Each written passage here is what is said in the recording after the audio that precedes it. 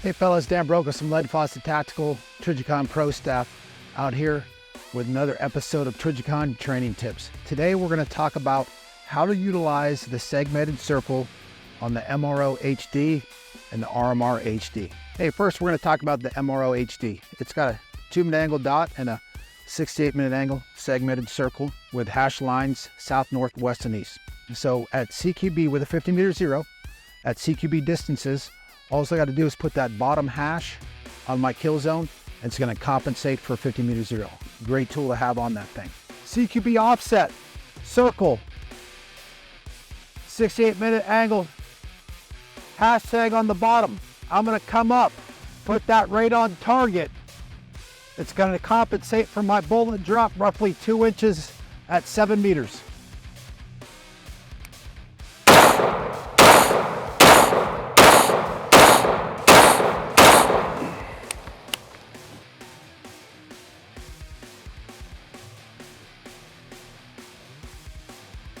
So hashtag right on target, I'd probably say about 5 to 10. Dot up here, compensates for your hold off, just got to home in on that hashtag. Also, and I can utilize this on moving targets. You got to practice this, fellas. You got to find a range that has moving targets, and distance and time of the target are all a factor in there, but it's a great tool to where I can lead him with my hash and my dot's gonna be in front because I'm gonna shoot in front of the target. So we got CQB, shooters and movers. This reticle can also do range estimation. You can range out to 400 meters with this reticle. For example, average human being, 5'9", head on the dot, feet on the bottom. That's 200 meters. 300 meters, halfway in between, 400 meters, dot dead center, split the human being in half. And that's a quick way to range estimate with your MRO HD. Also, besides the technical aspect of this, this is great for unconventional positions. Sometimes when you roll underneath vehicles or shoot on your support side, it's hard to find that dot because my line of sight and bore axis isn't always the same in unconventional positions. So it's great to have that segmented circle to kind of guide you in. Also, it's a great CQB reticle. A little bit different from this one because we always have 3 points of contact when we're shooting a carbine, and very little times is our reticle coming off the sight window and target because we have 3 points of contact. So it's a great fast acquisition at CQB distances, driving that 68-minute ring over, cutting that target, and my dot's right there when I do that. So if that's all I get a glimpse of, because it's smoke or an austere environment, I can just use that ring to center punch my target.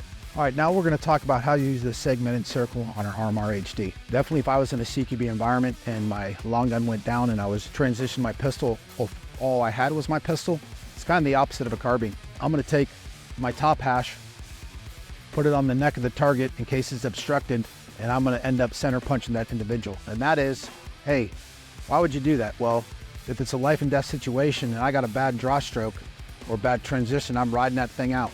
And if all I catch is that top hash, I put it right on the neck, I'm going to drop center mass on the individual or target if we're training in a CQB environment. Also, if you mount this on a tactical shotgun, believe it or not, about 20 meters is where I zero my shotguns, and this segmented circle at 55 minutes of angle is about the size of my pattern on buckshot, birdshot's pretty close to it. So it's a good reference point to where, hey, under a contingency, austere environment, different unconventional position with a shotgun, I know if I put that dot somewhere, my group pattern will be right there. This can be mounted on a carbine as well. It's not a 60-minute angle ring, but it can be used for the same thing. You just have to make sure your CQB offset's going to be pretty close, like I talked about, putting that hash on my target, compensating for bullet drop if we have a 50-meter zero. So this can be utilized on a pistol, a shotgun, and a carbine to compensate for bullet drop at CQB distances. You're pretty much group pattern with a shotgun, and also remember it's reversed if you got to compensate for CQB with your pistol. Besides the technical aspects I covered with utilizing the segmented circle on a pistol, carbine, or shotgun, some of the environmental considerations for using the segmented circle are an injury.